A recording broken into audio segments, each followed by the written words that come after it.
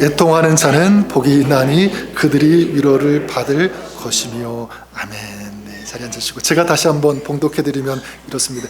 애통하는 자는 복이 있나니 그들이 위로를 받을 것이며. 한 절 말씀입니다. 새해가 되면서 우리 주일 예배 참석하고 또 말씀을 나누기 전에 같이 교제하고 또 인사 나누는 노래가 있지 않습니까? 축복의 통로라고 하는 노래를 부르면서 같이 인사 교제를 나누게 되는데, 축복의 통로, 이민섭 목사님이라는 분이 지으신 노래로 알고 있는데, 찾아보니까 이분이 또 어떤 노래를 작곡하셨냐면 당신은 사랑받기 위해 태어난 사람, 굉장히 유명한 곡이죠. 축복의 통로, 이 노래 제가 다시 한번 가사를 불러드리면 이렇습니다. 당신은 하나님의 언약 안에 있는 축복의 통로, 당신을 통하여 열방이 주께 돌아오게 되리. 당신을 통하여 열방이 주께 예배하게 되리. 얼마나 아름다운, 짧지만 그렇지 않습니까?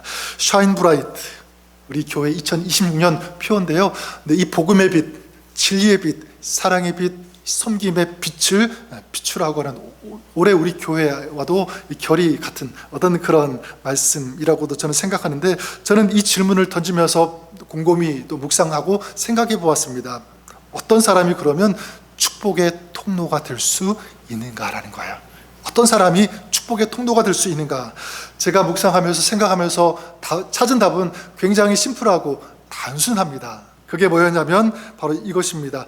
축복의 통로가 되기 위해서는요, 내가 먼저 축복의 사람이 되어야 한다. 굉장히 단순하죠? 어렵지 않습니다. 마치 저수지에 물이 가득 차 있을 때, 채워져 있을 때 그 저수지의 물이 흘러갈 수 있는 것처럼, 마찬가지 내가 축복이 있을 때, 축복의 사람이 되어질 때 그 축복을 흘려보낼 수 있는 사람이 된다. 축복의 물꼬를 틀 수 있다라고 하는 것입니다. 여기에 대해서 이 원리는요, 창세기 12장에서 하나님께서 아브라함을 부르시는 그 말씀, 그 이야기 속에도 우리가 볼 수가 있는데, 창세기 12장 2절에 하나님께서 아브라함을 부르시면서 이렇게 축복하세요. 내가 너로 큰 민족을 이루고 내게 복을 주어 내 이름을 창대하게 하리니 너는 복이 될지라. 축복하시는 거죠. 내가 너 이름을 창대하게 하겠다. 그리고 너는 복이 될 것이다. 축복하십니다. 근데 거기서 그치지 않고 3절에 이렇게 말씀하십니다. 하나님께서 너를 축복하는 자에게는 내가 복을 내리고 너를 저주하는 자에게는 내가 저주하리니 땅의 모든 족속이 너로 말미암아 복을 얻을 것이라. 너로 말미암아. 저는 이것이 중요한 단어라고 생각합니다. 너로 말미암아, 어떤 뜻입니까? 너를 통하여 열방이 복을 얻게 될 것이라고 하는 이런 뜻입니다. 네가 복의 사람이 되어서 이제 그 축복을 흘려보낼 수 있어야 된다. 그런 의미일 것입니다. 저는 그런 의미에서 여기 있는 저와 여러분, 우리 모두가 이런 축복의 사람이 되고 축복의 통로가 되고 또 다른 사람들에게 축복의 물꼬를 틀 수 있는 그런 복 있는 사람들이 될 수 있기를 우리 주님의 이름으로 간절히 축원합니다. 그래서 세상의 기준으로 복 있는 그런 사람이 아니라 하나님의 기준으로, 성경적인 기준으로 볼 때 진정 복이 있는 그런 사람, 우리가 그럴 수 있기를 바랍니다. 자, 그러면 구체적으로 복이 되는 사람, 축복의 통로가 되는 사람은 어떤 사람인가라는 거죠. 최근 우리 생명의 삶 마태복음을 같이 묵상하고 새벽마다 나누고 있는데요, 예수님께서 마태복음 5장에 이런 사람은 복이 있다, 이 팔복에 대해서 쭉 말씀하시는, 얼마 전에 우리가 같이 보았는데, 작년 11월 달에 첫 번째 심령이 가난한 자는 복이 있나니, 몇 달 전에 이 말씀 같이 나누었는데 여러분 기억나십니까? 심령이 가난한 사람, 어떤 사람이죠? 저는 이런 마음이 있는 사람, 이런 고백이 있는 사람이라고 믿습니다. 저는 하나님 앞에서 내세울 것이 아무것도 없습니다. 저는 너무 연약합니다. 부족합니다. 허점, 이 죄 투성이입니다. 저는 스스로 의롭다라고 말할 수 없습니다. 주님의 은혜가 아니면 한순간도 살 수 없는 그런 존재에 불과합니다. 저에게는 주님밖에 없습니다라고 말할 수 있는, 엎드리는, 그럴 때 주님께서 뭐라고 선언하십니까? 천국이 저희 것임이요. 그래 여러분, 하늘나라 이 천국의 문은 누구에게 열리는가라고 할 때 다른 특별한 사람에게 열리는 것이 아니라 내가 죄인임을 인정하는 그 사람, 그래서 십자가 앞에 엎드리는 사람, 나의 죄를 씻어주시고 구원해 주실 수 있는 분은, 유일한 분은 예수 그리스도밖에 없습니다라고 진정으로 고백할 수 있는 그런 사람, 바로 그 사람이 누구냐면 심령이 가난한 사람, 그리고 그 사람에게 바로 하나님의 나라가 임하게 되는 줄 믿습니다. 그리고 오늘 이 두 번째, 마태복음 5장에 어떤 사람이 복이 있는가, 여기에 대해서 우리 주님께서 말씀하시는데 뭐라고 말씀하시죠? 애통하는 자는 복이 있나니. 누가 복이 있다라고 말씀합니까? 애통하는 자. 애통한다, 이 펜데오라는 그런 말인데, 애통, 여러분 제가 굳이 정확하게 설명하지 않아도 이해하실 거예요. 심히 고통스러울 정도로 어떤 슬픔과 아픔 가운데 빠져 있는 그런 상태인 거예요. 자, 그러면 그게 그런 애통이라면 우리가 보통 상식하고 우리가 생각하는 것과 굉장히 다르다는 것을 알 수가 있습니다. 여러분, 이게 잘 납득이 안 되죠. 기본적으로 행복하기 위해서는 어떻게 해야 되죠? 슬픔 없어야지 행복한 것 아닙니까? 고통, 아픔, 이런 것들이 다 사라지고 없는 그런 상태, 이게 우리가 생각하는 인간적인 기준에 의해서의 어떤 행복이라고 할 수가 있습니다. 그런데 예수님은 슬픔, 애통, 아픔, 이런 고통, 이런 것들을 언급하시면서 이런 자가 복이 있다라고 말씀하고 있는 거예요. 아무리 생각해도, 아무리 보아도 이게 잘 매칭이 되지 않아요. 자, 그런데 예수님은 다시 한번 분명히 말씀합니다. 애통하는 자는 복이 있나니. 자, 그러면 예수님은 왜 애통하는 것이 복이 있다고 말씀하시는 건가? 자, 여기에 대해서 여러 가지로 답할 수 있겠지만 두 가지만 우리가 생각해 본다면 이렇습니다. 먼저는요, 이 애통은 바로 하나님 앞에서 흘리는 회개의 눈물이기 때문에 그렇다라는 사실입니다. 예수님께서 말씀하시는 이 애통은요, 단순히 어떤 육체적인 감정이라기보다는 영적인 것, 영적인 감정이라고 할 수가 있습니다. 자, 그러니까 우리가 이 애통은요, 우리가 살아가면서 만나는 인생의 어떤 상실감, 부족함, 실패, 자, 그런 것 때문이 아니라 하나님 앞에서 내 자신, 내 죄를 돌아보면서 통회하는 것, 회개하는 것, 자, 이것이 무엇이죠? 이것이 바로 애통이라고 하는 것입니다. 애통이 복이 되는 이유가 무엇인가라고 할 때 바로 그 애통이 있을 때, 그게 뭐냐면 애통이 구원으로 이어지기 때문에 그렇습니다. 고린도후서 7장 10절에 이런 말씀이 있습니다. 하나님의 뜻대로 하는 근심은 후회할 것이 없는 구원에 이르게 하는 회개를 이루게 하는 것이라. 네, 애통은 단순한 그런 아픔이 아닌 거예요. 이 애통은 뭡니까? 천국의 문을 여는 것, 그리고 이 거룩의 문을 여는 것, 바로 그것이다. 자, 그렇기 때문에 애통하는 것이 뭐가 되는 거죠? 복이 되는 거예요. 또한 애통하는 것이 복이 되는 이유가 무엇이냐면, 애통은 인간적인 감정, 어떤 마음, 이런 것이 아니라 근본적으로 따지고 들어가 보면, 파헤쳐 들어가면 이것은요, 하나님의 마음이기 때문에 그렇습니다. 애통, 슬픔의 표현이 아니라 하나님의 마음이다. 이 세상을 바라보시면서 가지시는 하나님의 마음, 바로 이런 것이 애통. 그래서 구약성경 예언서, 이사야서 같은 경우, 또 예레미야 같은 경우를 여러분 쭉 읽어보시면 어떤 표현이 많이 나오냐면, 죄 가운데 죽어가는, 멸망하는 이스라엘, 유다, 또 하나님의 많은 사람들을 보시면서 하나님께서 아파하시면서 이런 말씀을 많이 하세요. 내가 슬프다라고 하는 거야. 슬프다, 애통하시는 거죠. 여러분, 그렇기 때문에 애통할 수 있는 사람은 복이 있는 사람이라고 저는 믿습니다. 왜 그렇죠? 바로 그 애통하는 사람은 누구의 마음을 가지고 있는 거예요?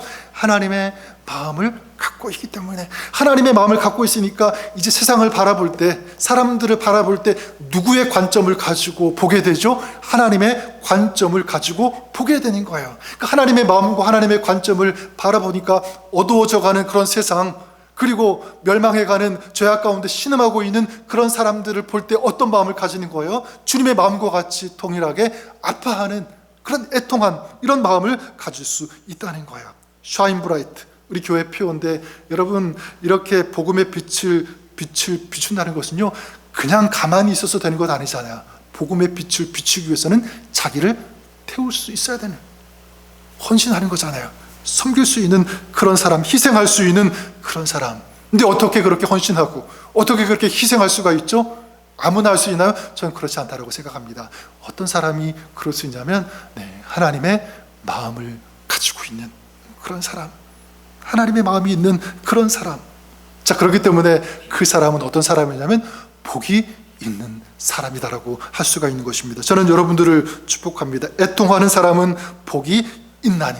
그런 애통하는 사람, 그래서 복이 있는 사람으로 오늘을 살아가시는 저 여러분 다 될 수 있기를 우리 주님의 이름으로 간절히 축원합니다. 자, 그렇다면 구체적으로 어떤 사람이 애통하는 사람인가? 애통하는 사람에게서 나타나는 그 모습은 무엇인가라고 할 때 저는 세 가지 좀 같이 나누고 싶은데요. 그 중에 첫 번째는 뭐냐면 애통하는 사람, 바로 이것입니다. 이미 앞에서도 언급했지만 내 자신이 하나님과 멀어지고 있는 그것을 바라보면서 그걸 느끼면서 아파하는 그런 사람, 바로 이것이 애통하는 사람이라고 저는 생각합니다. 애통하는 자는 복이 있나니. 내 애통은 단순히 힘든 일이 있어서 우는 감정이 아니다. 예수님이 말씀하시는 애통은 무엇이냐면 내 세상이 무너지고 실패해서 이런 것 때문에 애통하는 것이 아니라 지금 내 영혼이, 내 신앙이 하나님과 멀어지고 떨어지고 있는 그런 것들을 보면서 느끼면서 아파하는 그것, 이게 애통인 거예요. 여러분, 근데 우리가 이상하게도 보면 세상 문제에 대해서는요, 세상 돌아가는 것에 대해서는 굉장히 민감할 때가 참 많이 있어요. 실제로 그렇죠, 그죠? 그래서 경기가 안 좋다, 뭐가 안 좋다, 이런 거는요, 금방금방 느껴요. 금방 알아요. 그리고 거기에 반응합니다. 그런데 안타까운 것은 뭐냐면 내 영혼이, 내 마음이, 내 영적인 그런 상태가 하나님과 멀어지는 것에 대해서는 둔감할 때가 참 많이 있는 것 같아요. 저도 그렇고. 그리고 느낄 때도 자꾸 외면해버리고 무시해버려요. 그런 경우 있지 않습니까? 그런데 여러분, 애통하는 사람은 저는 다르다고 생각합니다. 여러분, 저는 애통하는 사람은 그거를 느끼는 사람이 저는 애통하는 사람이라고 생각해요. 기도하는데, 말씀 읽는데, 예배는 드리는데, 예배 자리에 나오기는 나오는데 이상하게 마음이 자꾸 하나님과 멀어진 상태로 있는 것 같아요. 더 가까워져야 되는데 그렇지 못한 어떤 그런 상태. 이게 단순히 컨디션 탓인가? 네, 그렇지 않습니다. 베드로가 그랬죠. 베드로는 우리가 알다시피 예수님을 정말 사랑한다라고 고백했던 그런 사람 아닙니까? 주님, 내가 주님과 함께 죽을지언정 주님을 부인하지 않고 주님을 떠나지 않겠습니다. 주님을 끝까지 따르겠습니다라고 선포하고 고백했던 그런 사람인데 금방 어떤 위협이, 어떤 두려움, 이런 것들이 찾아오니까 어떻게 합니까? 예수님을 3번씩이나 부인하죠. 자, 그런데 베드로가 어떻게 합니까? 근데 예수님께서 네가 나를 부인할 것이라고 하는 그 말씀이 생각이 나죠. 그리고 어떻게 합니까? 밖에 나가서 심히 통곡하는, 통회하는, 회개하는 그런 모습으로 이어진 거예요. 자, 이 베드로는 알았던 거죠. 지금 내가 예수님을 3번 부인했는데 부인한 그 자체가 아니라 지금 자기의 마음 상태가 주님과 완전히 동떨어져 있다는 것을 절실하게, 실감나게 느꼈다는 거예요. 그렇구나, 내가 입술로는 그렇게 말했지만 정작 주님과 너무 멀어졌구나 라는 사실. 내가 주님의 제자인데, 주님과 늘 함께 있었는데 이게 아니구나 라는 것을 뼈저리게 느꼈다는 거예요. 이걸 느끼니까 이게 뭐가 되는 거죠? 베드로의 아픔이 된 거예요. 어떻게 할 수 없는 고통이 되는 거죠. 통곡하면서 회개하면서 기도한 것입니다. 여러분, 이 베드로의 이 고통, 이 통곡이 복이 될 수 있는 이유가 무엇이냐면 이 애통, 이 눈물이 그냥 거기서 끝난 것이 아니라 어디로 이어진 거죠? 신앙의 회복으로 이어졌기 때문에 복이 된 거잖아요. 또한 그의 애통, 그의 눈물, 그의 그 아픔은요, 다시 주님께로 돌아오게 하는, 주님께로 돌이키는 그런 통로가 되었다, 길이 되었기 때문에 그 눈물은 그냥 눈물이 아니라 복의 눈물, 애통이라고 할 수 있는 거예요. 여러분, 보통 가정집에 뭐가 있냐면 화재 경보기가 있죠. 여러분 집에도 다 달려 있지 않습니까? 저희 집에도 그 화재 경보기가 달려 있는데 1층에 있고요. 소리는 2층에 그 종소리가 막 울려요. 며칠 전에도 그 경보기가 아주 힘차게 울렸는데 이게 한번 눌리면, 여러분들은 집은 어떤지 모르겠지만 저희 집은 좀 특별한 것 같아요. 한번 눌리게 되면 막 집이 진동을 하는 것 같아요. 지진 난 것처럼 얼마나 크게 울리는지. 근데 뭐 할 때 경보기가 자주 울리냐면 삼겹살 구울 때 문 활짝 열고 이렇게 하면 되는데 그냥 밑에만 열고 대충 이렇게 구우면요, 이게 연기가 올라가가지고 막 한 5분만 되면 막 얼마나 큰 소리가 나는지. 근데 여러분, 근데 처음에는 막 깜짝 놀래가지고 막 조치를 하고 문 열고 막 그냥 소리 끄고 막 이렇게 하거든요. 근데 이게 몇 달 지나고 여러 번 반복되니까 아유, 또 소리가 울리는구나, 이제 미루게 되고요. 조금 있다가 해도 되겠지, 그런 생각을 자꾸 이렇게 마음이 무뎌지는 것 같아요. 근데 여러분, 근데 문제는 무엇이냐면, 이거는 뭐 삼겹살 구울 때지만 진짜 가정이지만 큰 문제가 생겼다면 그때 괜찮아, 문제 없어, 뭐 지금까지 그랬는데, 만약 그렇게 생각한다면 진짜 큰 일이 일어났을 때는 어떻게 될까? 여러분, 무서운 일이죠. 그런 일이 있어서 안 될 것입니다. 여러분, 경보가 있음에도 반응하지 않는다면 안 된다는 것을 알 수가 있습니다. 저는 그런 의미에서 우리의 영혼에도 무엇이냐면, 저는 경보기가 있다고 생각합니다. 하나님께서 심어주신 영적인 경보기, 아마 누구에게나 다 있다고 생각해요. 하나님과 멀어질 때 영적인 경보기는요, 울리게 돼요. 어떤 경우일까요? 이상하게 마음이 불편한 거예요.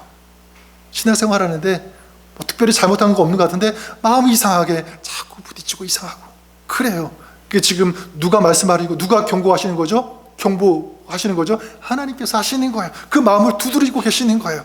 말씀을 듣는데 그 말씀이 나의 말씀으로 잘 들리지가 않고 공허하게 느껴지고, 예배는 드리는데 그 감격, 이 기쁨은 없고 형식적으로, 의식적으로 하게 되는 그런 모습들이 있을 수가 있을 거예요. 그게 다 뭐냐면 그냥 무시해도 되는 것이 아니라 하나님께서 지금 경고하시는 것입니다. 경보음을 지금 내시는 거예요. 뭐라고? 다시 나에게로 돌아오라고, 회복하라고. 여러분, 만약 그런 마음이 있다면 괜찮아요. 그건 정상입니다. 누구나 그럴 수 있어요. 하지만 거기에서 그냥 무시하고 관심을 끄는 것이 아니라, 그런 마음이 있다면, 그런 것을 느꼈다면 다시 주님께로 돌아오는, 다시 이 예배의 감격, 이 신앙의 이 능력을 회복하시는 주님의 메시지구나, 주님께서 말씀하시는구나, 이렇게 깨닫고 주님 앞에 다시 돌아오시는, 신앙을 회복하시는 저 여러분, 우리 모두가 될 수 있기를 우리 주님의 이름으로 간절히 축원합니다. 그런 의미에서 우리가 기도했으면 좋을 것 같아요. 하나님, 제가 죄를 너무나 가볍게 여겼습니다. 용서하십시오. 하나님을 사랑하면서도 다른 것을 더 사랑했습니다. 주님을 믿는다라고 하면서 정작 다른 것을 더 의지하고 의존했습니다. 이런 생각을 가지고 내 마음이 찢어지는 거예요. 애통하는 거죠. 그리고 기도하는 것입니다. 주님, 제가 주님과 멀어지지 않게 하여 주옵소서. 주님께서 말씀하실 때 주님, 그것을 저에게 주시는 경고로, 경보음으로 듣게 하여 주시옵소서. 그 소리, 그 경보를 듣지 못하는 그런 사람들 많이 있는데, 하나님, 그런 사람이 아니라 듣고 다시 주님께 돌아가는 그런 신앙 될 수 있도록 주님 불쌍히 여겨 주옵소서, 긍휼히 여겨 주옵소서 기도하는 거죠. 또한 둘째로, 애통하는 사람은 어떤 사람이냐면, 죄로 어두워진 세상을 바라보면서 아파할 수 있는 사람입니다. 이 애통은요, 그냥 자기의 어떤 그 죄의 아픔에서만 머물러 있으면 안 돼요. 이게 어디까지 가야 되죠? 이제 다른 사람을 보면서 이제 이런 시선, 영적인 시선을 돌리는 거예요. 밖으로 향하는 것입니다. 가는 거예요. 죄로 어두워진 세상, 주님께 돌아오지 못하고 있는 그런 영혼들, 그런 사람들을 보면서 같이 아파하는, 누구의 마음이라고 그랬죠? 하나님 아버지의 마음. 그러니까 우리가 하나님을 정말 믿는다면, 내가 하나님을 안다면, 하나님의 마음이, 하나님의 뜻이 어디에 있는지를 안다면, 우리도 주님 닮아가야 되는 거예요. 주님의 마음이 나의 마음 돼야 되는 거죠. 주님께서 아파하신다면 우리도 하나님의 사람이니까 아파할 수 있어야 된다. 주님의 마음은 어떤 마음입니까? 바로 긍휼히 여기는 그 마음. 그래서 누가복음 19장에 보면 예수님께서 십자가를 지시기 위해서 예루살렘에 들어가시게 되는데, 그때 예수님께서 예루살렘에 들어가시면서 예루살렘 그 성을 향하여 보시면서 우시는 그런 말씀이 나오게 되는데, 왜 예수님께서 예루살렘 성을 보시고 우셨죠? 예루살렘이 지금 영적으로 너무 어두워져 있기 때문에. 겉으로 볼 때는 성전도 있고 회당도 있고 뭐 종교적인 예식 이런 것들이 다 갖추어져 있지만 정작 그들은 하나님과 멀어진 거예요. 이런 것을 주님께서 아시기 때문에 우신 거예요. 너무 마음이 아프셔서. 그래서 예루살렘아, 예루살렘아, 내가 너희 자녀를 모으려 한 일이 몇 번이더냐, 이렇게 외치시죠.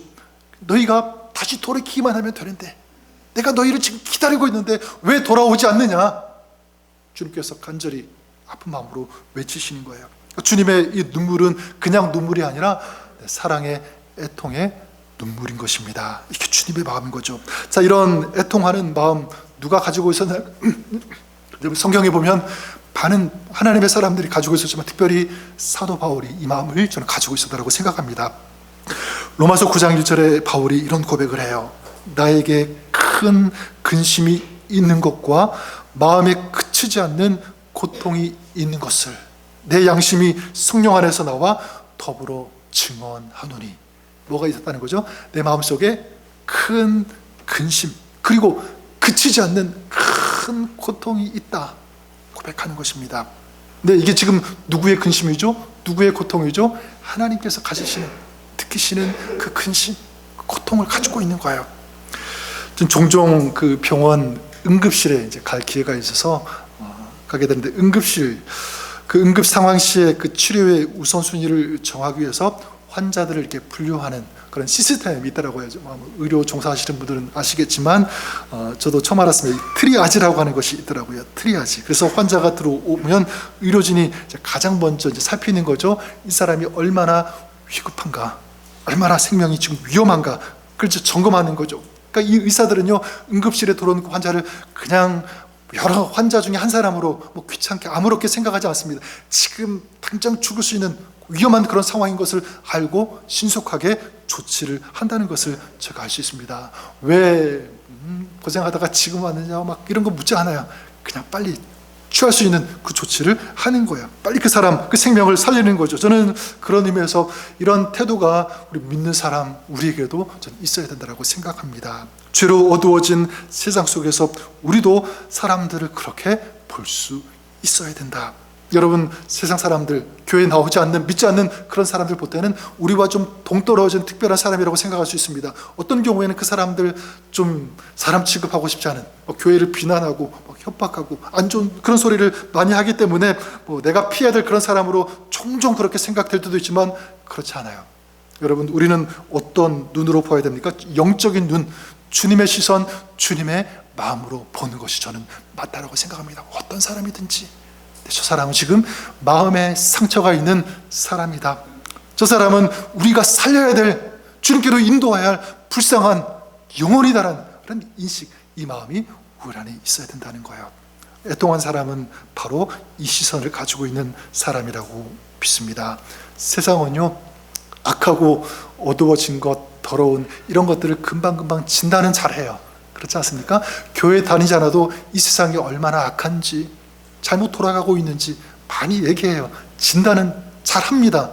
근데 여러분, 하나님이 찾으시는 사람은 어떤 사람인가라고 할 때 진단만 잘하는 사람, 어떤 사람은 비난하는데 비난하는 사람, 절대로 그렇지 않습니다. 하나님께서 기뻐하시고 찾으시는 사람은 어떤 사람이냐면 진단하고 비난하는 사람이 아니라 그 상황을 보면서, 그런 나라를 보면서, 그런 민족, 그런 사회를 보면서 어떻게 할 수 있는 사람?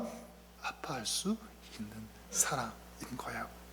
하나님을 떠나 살고 있는 사람들, 우리 가족들도 있을 수 있고요, 우리 이웃들 중에도 그런 사람 있을 수 있습니다. 저는 저와 여러분들이 그럴 수 있기를 바라요. 아직 주님께 돌아오지 않은 그런 형제 자매 가족들이 있다면, 우리 이웃 중에 그런 사람이 있다면 애통하고 중보하면서 기도하시는 여러분, 우리가 될 수 있기를 주님의 이름으로 간절히 축원합니다.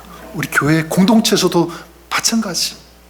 예, 서로의 잘못, 어떤 것들이 보여진다고 할지라도 거기에 대해서 말하고 비난하는 그런 사람이 아니라 내 어떤 지체의 아픔, 그 연약함, 어떤 그런 거 있다면 그게 나의 고통이 되어야 되는 거예요. 나의 아픔이 되어야 되는 거예요.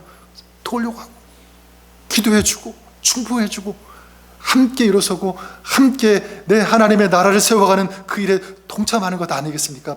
저는 우리 교회가 2026년 더 든든하고 더 강건하고 더 아름다운 교회로 서갈 수 있기를 우리 주님의 이름으로 간절히 축원합니다. 또한 마지막 애통하는 사람, 어떤 사람이냐면 이렇게 첫 번째, 두 번째지만 제가 계속 묵상하는데 이런 마음이 들어왔어요. 그게 뭐였냐면 이것이었습니다. 네, 아픔 속에서도 애통, 고통할 수밖에 없는 그런 상황 속에서도 주님의 십자가를 끝까지 붙잡고 가는 사람, 근데 그 사람이 진정 애통하는 사람이다. 성경적으로 그런 마음이 들었습니다. 한 10년 전, 조금 더 된 것 같은데요, 어떤 청년의 장례식에 제가 참석한 일이 있었습니다. 이 청년이 불의의 사고로 안타깝게 젊은 나이에 이제 하나님 나라에 들어가게 되었는데요. 그 장례식장에 들어가면서 제가 가장 마음에 걸리는 분이 누구였냐면, 여러분도 짐작하시겠지만 그 청년의 부모님이었어요. 아니나 다를까 그 부모님 계속 이렇게 울고 눈물을 훔치고 계시는 그 모습을 제가 보았는데, 이제 그 장례 예배를 지나가면서 뒤에 이제 아버지가 조사를 하게 되는데, 그 아버지가 어떻게 했냐면 아들에게 쓰는 편지 형식으로 조사를 써오셔서 읽으셨어요. 아들을 사랑하는 마음, 그 사랑을 이 세상에서 더 많이 주고 싶었는데 그러지 못했다라고 하는 그 안타까움, 그 미안한 마음을 그 편지에 담아서 이제 읽으시는데, 그 읽으시면서도 눈물을 흘리시고 또 그 조사를 들으시는 보니까 많은 분들이 우시는 것을 제가 보았습니다. 근데 저는 그 아버지의 그 눈물 속에서, 그리고 그 아들을 향한 그 편지 속에서 한 가지 느낀 것이 있어요. 그게 뭐냐면, 그 아버지는 분명히 정말 어떻게 할 수 없는 그 애통, 그 고통 속에 있는 것은 맞지만, 그럼에도 불구하고 그 시간, 그 상황 속에서 끝까지 주님을 붙잡고 주님의 십자가를 붙잡고 있구나라는 것이 제 마음속에 확 다가왔습니다. 그래서 이 땅에서는 사랑하는 아들을 더 이상 볼 수 없지만, 아들이 이제 예수 믿고 십자가의 은혜로 하나님 나라에 갔음을 믿습니다. 이런 그 조사를 하시는데, 제 마음속에 그 고백이 이런 고백으로 들리는 거예요. 하나님, 그렇습니다. 제 아들이 그랬던 것처럼 저도 끝까지 힘들지만 어렵지만 주님 믿고 주님 의지하고 십자가 놓지 않고 달려가겠습니다. 그렇게 살아가겠습니다. 하늘나라에서 제 아들을 다시 만날 것을 제가 믿습니다. 너무 힘들죠. 너무 고통스럽죠. 그런데 그 속에서도 그분은요, 뭐를 붙잡은 거예요? 십자가를 붙잡은 거예요.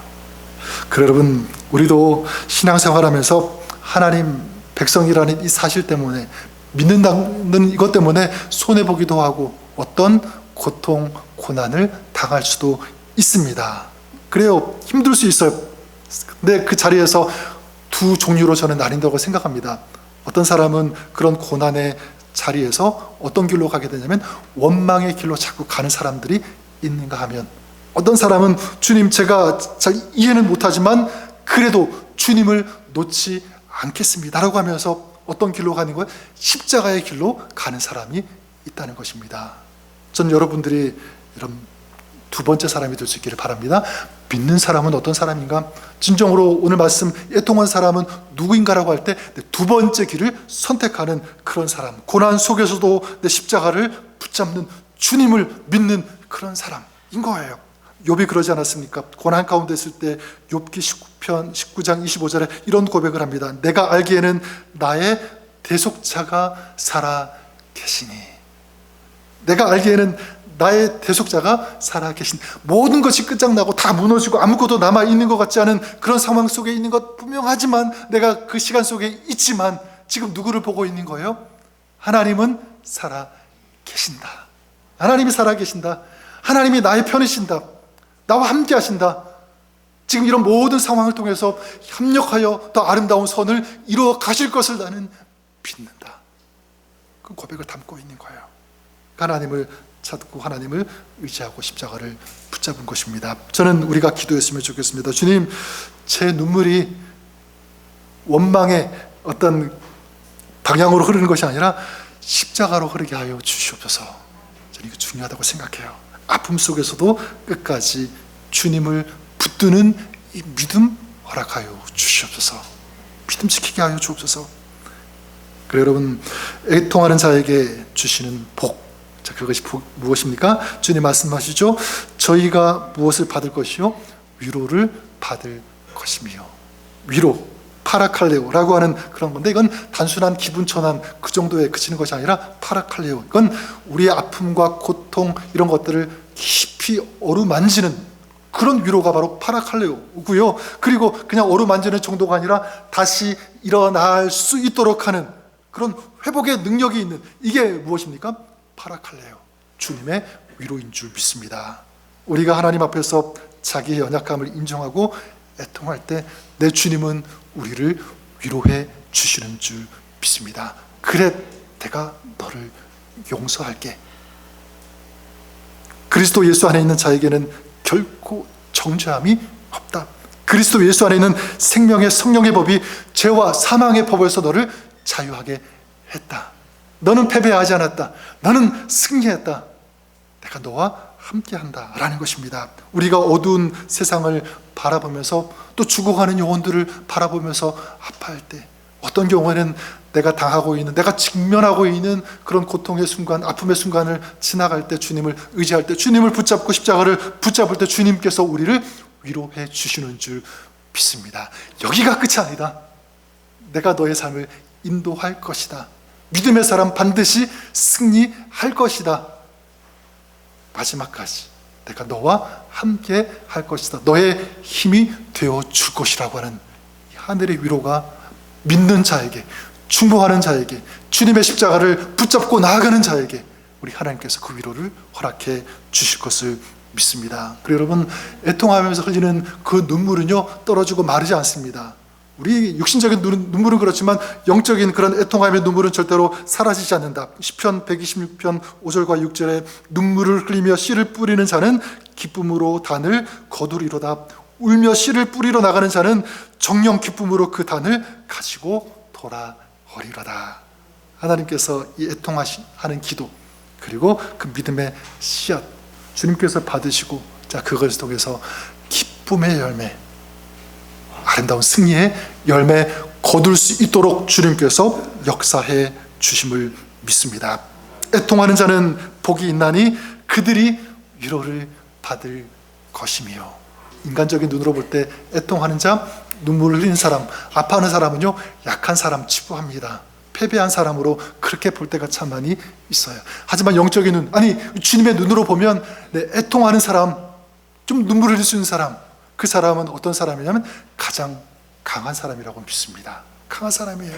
그리고 말씀처럼 가장 복이 있는 사람인 줄 믿습니다. 저는 그런 의미에서 여러분들이 이제 이 시대 정말 애통하는 사람, 그리고 복이 있는 사람, 그런 사람으로, 그런 가정으로, 그런 신앙인으로 오늘을 살아가시는 여러분 될 수 있기를 우리 주님의 이름으로 간절히 축원합니다. 주님께서 복을 더해 주시고 주님께서 동행하시며 승리하시도록 인도해 주실 것을 믿습니다. 한번들이 말씀 생각하면서 우리 잠깐 기도하는 시간 가졌으면 좋을 것 같은데요. 하나님, 오늘 우리가 주님께서 말씀하시는 대로 이 애통이 우리 안에 회복되게 하여 주옵소서. 한번 기도했으면 좋겠습니다. 죄에 대해서 무감각한 자가 아니라 정말 영적인 이 경보음을 들을 수 있는 그런 신앙, 그래서 그것을 아파하면서 주님께 더 가까이 나갈 수 있는 주님의 은혜와 긍휼을 구하는 그런 신앙 되게 하여 주시옵소서. 또 죽어가는 영혼, 어두워져가는 세상을 바라보면서 아파할 수 있는 주님의 마음 회복되게 하여 주시옵소서. 내가 어떤 경우에 있든지 어떤 상황 가운데 있든지 주님의 십자가를 붙잡고 믿음을 지켜나가는 그런 신앙 될 수 있도록 하나님 도와주시고 인도하여 주옵소서. 우리 그런 마음 우리 주님 앞에 한번 올려드리면서 주님의 은혜를 구하면서 우리 같이 한번 기도했으면 좋을 것 같습니다. 한번 기도할까요? 하나님 아버지 감사합니다.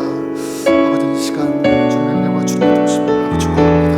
하나님 아버지 이 시간 주님의 긍휼하심 좀 회복케 하시고 아버지 그런 종의 가운데 특별히 아버지의 애통함으로 아버지 주님의 은혜를 구하며 애통함으로 충고하며 기도하며 애통함 가운데 있지만 그 속에서도 주님을 끝까지 붙잡고 나가는 주님 사랑의 주님의 시간 가운데 이 은혜 허락하여 주시고 부어주시고 더하여 주시옵소서.